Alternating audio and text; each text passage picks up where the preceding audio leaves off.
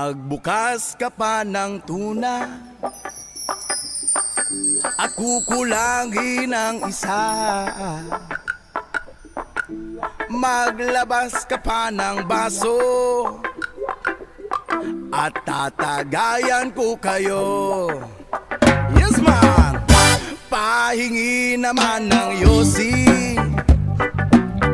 at paabot ng pangsindi. Maghanap ka na ng pwesto, akong bahala sa iyo. Tama na yan, inuman na. Hoy pare ko'y tumagay ka. Nananabik na lalamunan,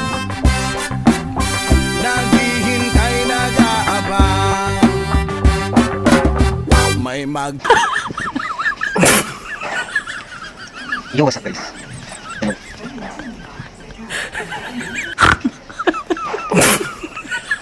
Yo, what's up guys? Magandang hapon po sa inyo guys na update for today's video. So, ang panahon ngayon guys is nice to see the sun this day. Muna.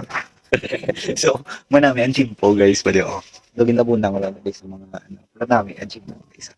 Namin sa gym po namin na wala maglaba, namin na magligo, namin namang mananom, namin na ka namin sa gym po guys. May po dito gali no guys no. May po na Domingo. Sabi mo wala di Domingo ga ano lang ang alagbate gusto.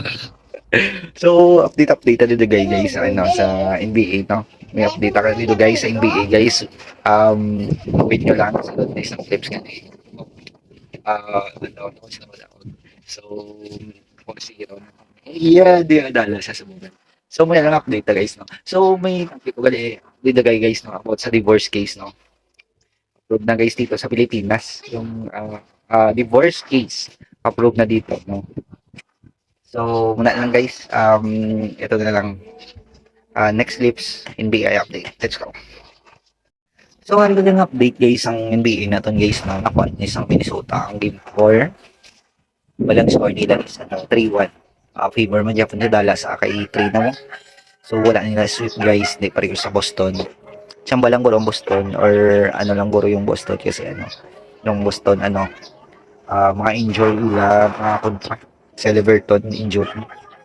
So, sa game 5 nila siguro buwas o susunod nga adlaw pero muna na siya bali 3-1 favor of Dallas. Okay lang na lima malang banse pero aring sige lang bawi lang muna Dallas win tani para sa championships.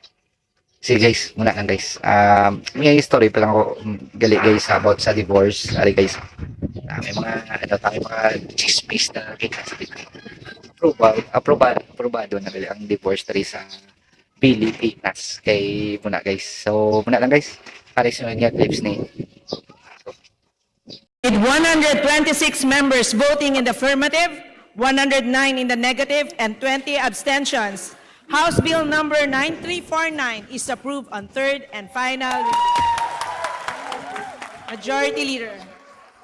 So ayun na nga guys, ayun narinig nyo about dito sa pag-approve ng case. Siguro ang nagboto yung approve is 126 and siguro yung disapprove is 104. Siguro nakita mo dyan sa video na yan. Pero sa in between sa mga tao, magiging pabor to sa mga komplikadong relasyon. About sa kinakasal tapos naging komplikado, nag-aaway, ganun na maselan yung pag-aaway, yung meron case talaga na ganun na ayaw na nila, ganun sa mga ayaw nila na mag-partner na sila, ganun. Meron talaga yun, kaya mas maganda yung nagiging pabor talaga yung divorce case dito sa Pilipinas. Kasi always dito always sa pitulpo, may mga kabit, ganun, may mga karelasyon yung mag-asawa, ganun na magsasawa na sa asawa, gano'n. Kasi usually ang nag-disapprove lang yan ng divorce case is yung Christian or Roman Catholic. Pero mas maganda kasi dito sa Pilipinas, yung divorce case kasi kapag ayaw nyo na sa isa't isa, and then we can fix you can mag-file kayo ng divorce, ganun, para hindi na maging komplikado sa inyo. Kaya yan, dapat mag-file kayo ng case. So ganito na lang guys, ito na lang yung for today's video, no, bukas na, and go.